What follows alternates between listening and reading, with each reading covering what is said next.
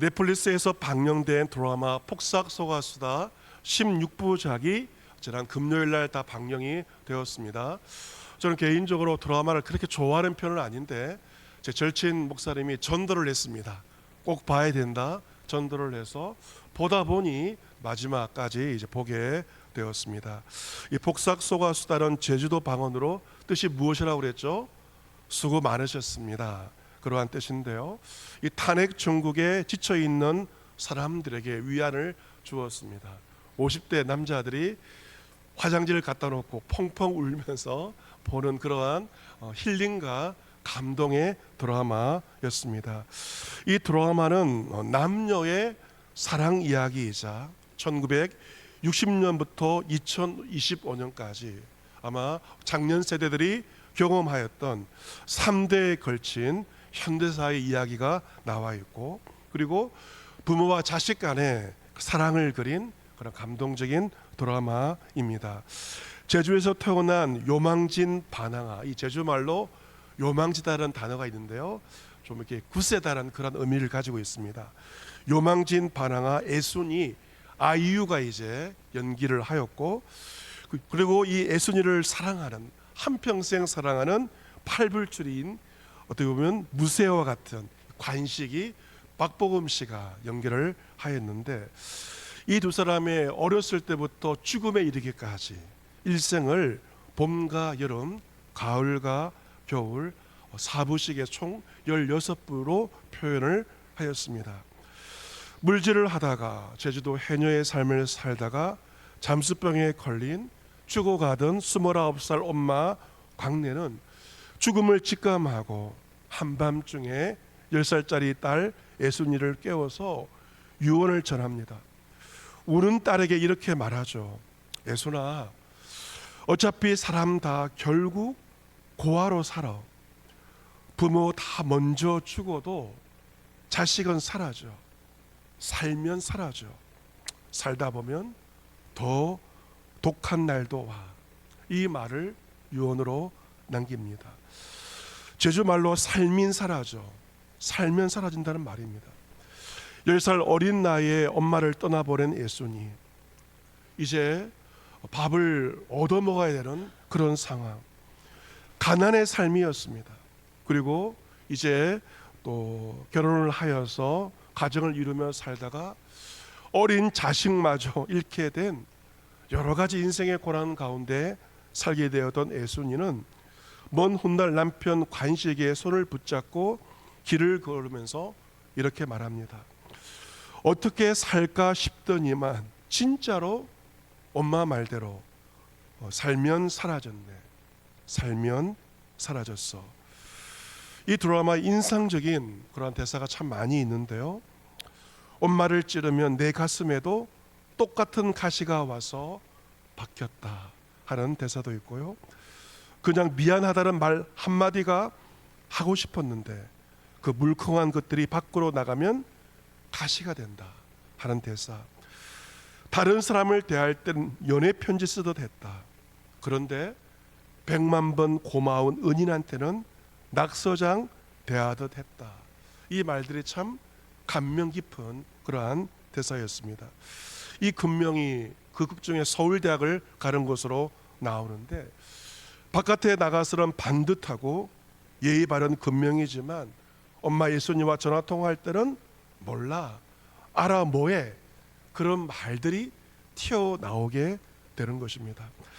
하지만 엄마는 그러한 딸을 위해서 접으려던 노점을 다시 펴고 그 집을 줄여가며 일본으로 딸을 유학도 보냅니다.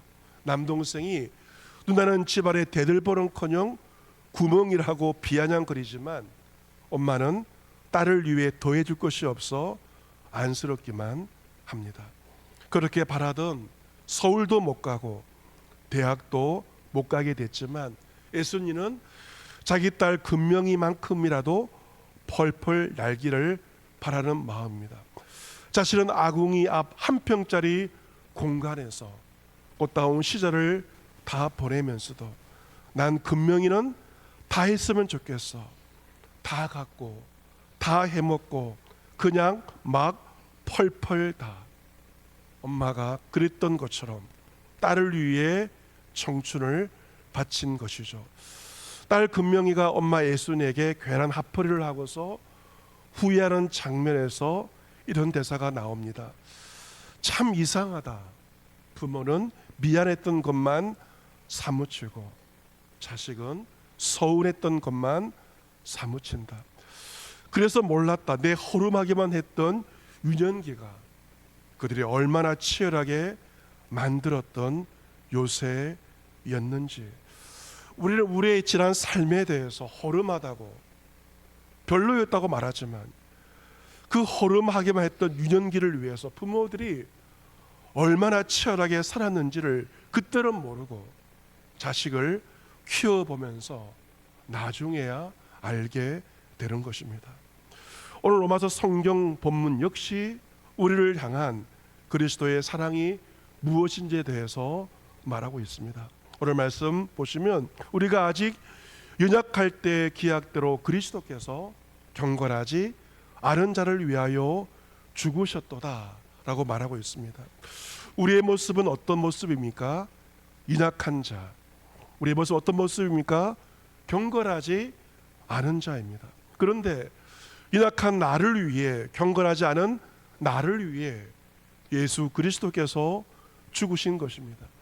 예수님의 죽음은 우발적인 죽음이 아니라 기약대로 하나님의 약속대로 이루어진 일이었습니다. 여러분, 만약 예수 그리스도의 죽음이 경건한 자들을 위한 죽음이었다면 경건치 않았던 나와는 아무런 상관이 없습니다. 예수님의 그 죽음이 연약한 자를 위한 죽음이기 때문에 그 죽음은 연약한 나와 상관이 있는 것입니다. 주님은 연약한 자를 위해서 그리고 경건하지 않은 자를 위해서 죽으신 것입니다. 예수님은 우리가 경건하지 않을 때, 연약할 때 우리 위하여 죽으신 것입니다. 7절 말씀에 의인을 위하여 죽는 자가 쉽지 않고 선인을 위하여 용감히 죽는 자가 혹 있거니와. 여러분, 누군가를 위해 죽는다는 것이 쉬운 일입니까? 그렇지 않죠. 의인을 위해서 죽는 것도 쉽지 않고 선인을 위해서 용감히 죽는 자는 소수입니다. 대부분의 사람들은 남을 위해 희생하지 않죠. 자신을 위해 살아가기 마련입니다. 하지만 8절 말씀 보시면 우리가 아직 죄인 되었을 때 그리스도께서 우리 위하여 죽으심으로 하나님께서 우리에 대한 자기의 사랑을 확증하셨느니라. 예수님의 죽음은 누구를 위한 죽음이었습니까? 죄인들을 위한 죽음이었습니다. 죄인들을 용서하시기 위해서 예수님께서 십자가에서 죽으신 것입니다. 하나님은 자신의 아들보다, 예수님보다 우리를 더 사랑하셨기에 독생자 예수 그리스도를 이 땅에 보내셨고 십자가에서 우리 위에 죽게 하신 것입니다. 바로 이것이 우리를 향한 하나님의 사랑입니다. 우리는 더 이상 하나님께서 나를 사랑하시는 것일까 의심할 필요가 없습니다. 왜냐하면 십자가에서 예수 그리스도께서 나를 위해 죽으신 것은 하나님께서 나에 대한, 우리에 대한 자기의 사랑을 확증하셨기 때문입니다. 더 이상 하나님의 사랑을 의심하지 마시기를 바랍니다. 요한일서 4장에서 사도 요한을 통하여 말씀하십니다. 사랑하는 자들아, 우리가 서로 사랑하자. 사랑은 하나님께 속한 것이다. 사랑하는 자마다 하나님께로부터 나서 하나님을 알고 사랑하지 아니하는 자는 하나님을 알지 못하나니 이는 하나님은 사랑이심이라. 사랑은 여기 있으니 우리가 하나님을 사랑한 것이 아니요 하나님이 우리를 사랑하사 우리 죄를 속하기 위해서 화목제물로 그 아들을 보내셨음이니라. 여러분, 하나님은 사랑이십니다. 그 사랑은 어떤 사랑입니까? 내리 사랑이죠. 물이 위로에서 아래로 흘러가는 것처럼 이 사랑은 위에서부터 내려오는 것입니다. 자식이 부모를 사랑하는 것이 아니라 부모가 자식을 사랑하는 것입니다. 우리가 하나님을 사랑하는 것이 아니라 하나님께서 우리를 사랑하십니다. 우리는 하나님을 사랑할 마음이 1도 없었습니다. 하지만 하나님께서 그러한 우리를 사랑하사 우리의 죄를 속하시기 위해서 화목제물로 그 아들을 세상에 보내신 것입니다. 도저히 그 사랑을 받을 자격이 없는 자에게 베풀어 주신 사랑이기에 그것은 오늘 설교의 제목처럼 터무니없는 사랑이며 갚을 길이 없는 은혜요 만극하신 사랑인 것입니다. 본문 9절과 10절 말씀을 같이 한번 읽어보도록 하겠습니다. 9절과 10절입니다. 시작. 그러면 이제 우리가 그의 피로 말미암아 의롭다 하심을 받았으니 더욱 그로 말미암아 진노하심에서 구원을 받을 것이니 곧 우리가 원수 되었을 때 그 아들의 죽으심으로 말미암아 하나님과 화목하게 되었은즉 화목하게 된 자로서는 더욱 그의 살아나심으로 말미암아 구원을 받을 것이니라. 아멘. 하나님께 불순종하여 죄를 지은 아담은 하나님의 얼굴을 피하여 숨습니다. 하나님은 그러한 아담을 찾으시죠. 내가 어디 있느냐라고 말씀하십니다. 우리 역시 우리의 죄로 말미암아 하나님과 원수되었던 자들이고 하나님을 피하던 자들이었습니다. 그 죄로 하나님의 진노를 받아 지옥에 가야 마땅하던 그러한 자들이었습니다. 그런데 그러한 죄인인 우리가 예수님의 죽으심으로 말미암아 믿음으로 말미암아 하나님과 화목하게 되었습니다. 예수님의 죽으심과 그의 부활로 말미암아 구원을 받은 것입니다. 예수님께서 십자가에서 흘리신 피로 말미암아 하나님께 의롭다 하심을 받게 되었습니다. 놀라운 하나님의 은혜입니다. 본문 11절에 그뿐 아니라 이제 우리로 화목하게 하신 우리 주 예수 그리스도로 말미암아 하나님 안에서 또한 즐거워하느니라. 여러분, 우리가 사람과도 화목하지 않으면 그 사람과 즐거워할 수가 없죠.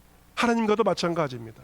우리는 하나님과 원수된 자였습니다. 그러나 예수 그리스도의 보혈로 말미암아 십자가의 은혜로 말미암아 하나님과 화목하게 되었기에 이제 하나님 안에서 즐거워하며 하나님과의 교제를 하게 되었습니다. 이 모든 것이 우리에게 무엇으로 임한 것인가? 하나님의 터무니없는 사랑으로 말미암아 우리는 하나님과 화목하게 되었습니다. 여러분, 이 사랑이란 우리의 논리를 뛰어넘는 것입니다. 여러분, 그렇지 않습니까? 자식을 향한 부모의 사랑에 어떤 논리가 있으며 어떠한 이유와 조건이 있습니까? 자식을 향한 부모의 사랑은 무조건적인 사랑입니다. 부모는 자식을 사랑하기 때문에 자식을 위해서 자신의 모든 것을 기꺼이 헌신합니다. 이 드라마 폭삭 속았수다에서도 그 아버지 관식은 아버지께 반항하고 사고치고 결국 감옥에 간 아들을 풀어내기 위해서 자신에게 가장 소중한 배, 평생토록 가정을 먹여 살렸던 그 배를 아낌없이 팔아버리고 시장에서 막노동을 하게 됩니다. 선장에서 막노동을 하게 됩니다. 아버지의 사랑 때문에 그렇습니다. 그 사랑 앞에 아버지께 반항하던 아들은 결국 무너지는 것입니다. 사랑에는 이유와 조건이 없고 모든 것을 기꺼이 헌신하는 것입니다. 마찬가지로 우리를 향한 하나님의 사랑에도 이유가 없고 조건이 없습니다. 우리가 거룩하였을 때 우리를 사랑하신 것이 아닙니다. 우리가 경건하지 않았을 때 우리를 사랑하였으며 우리가 아직 죄인이었을 때 하나님께서 우리를 사랑하신 것입니다. 경건하지 않은 자들, 연약한 자들, 죄인들에게 하나님은 터무니없는 사랑으로 대하신 것입니다.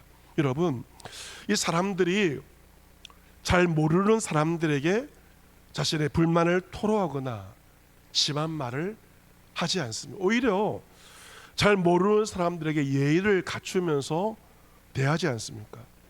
그 금명이가 엄마 애순에게 전화 한번 할 때 투정했던 것처럼 그 은명이가 아빠 간식에게 막말을 하면서 발항했던 것처럼 우리 가장 사랑하는 사람에게 때로 터무니없는 비난도 하고 불만을 토로하고 심한 말을 합니다. 모르는 사람이 아니라 가장 사랑하는 사람에게 심한 말을 하게 됩니다.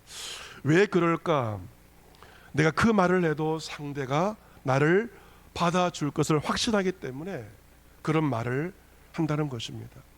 사람은 내가 무슨 말을 해도 너그럽게 보아줄 생각하는 그 사람에게 화를 낸다는 것이죠. 그래서 밖에서는 예의 바르게 행동하지만 집에서는 딴판으로 행동하기도 합니다. 내가 누군가에게 심한 말을 한다는 것은 그 사람을 믿고 사랑한다는 표시가 되기도 합니다. 하지만 여러분, 그런 말들을 들을 때 그 말을 듣는 사람에게 무엇이 생깁니까? 마음에 상처가 생기게 됩니다.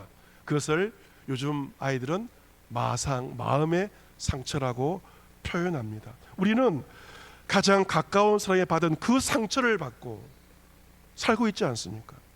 남편에게 받은 상처, 아내에게 받은 상처, 부모에게 받은 상처, 자식에게 받은 상처, 가장 친한 친구에게 받은 상처, 교인들에게, 성도에게 받은 그 상처가 우리 마음 가운데 가득하게 있습니다.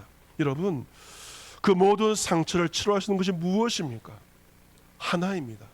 주님께서 우리에게 보여주신 터무니없는 사랑, 연약한 자에게, 죄인들에게, 경건치 않은 자에게 보여주신 주님의 사랑이 우리 마음의 상처를 치유할 수 있는 약이 되는 것입니다. 터무니없는 주님의 사랑만이 나의 상처와 그 모든 것을 치료할 수가 있습니다. 지난주 경상도 지역에 갑작스러운 산불로 말미암아 국가적인 재난이 있었지만 하나님의 은혜 가운데 산불이 많이 진정이 되어서 얼마나 감사한지 모릅니다. 이 사고로 말미암아 갑작스러운 재난으로 생명을 잃은 많은 사람들이 있습니다. 또한 지난 수요일 낮에 이 산불을 지나다가 이 헬기로 지나가지 않습니까? 이 산불을. 그런데 그 헬기 추락으로 돌아가신 박현우 기장님의 이야기입니다.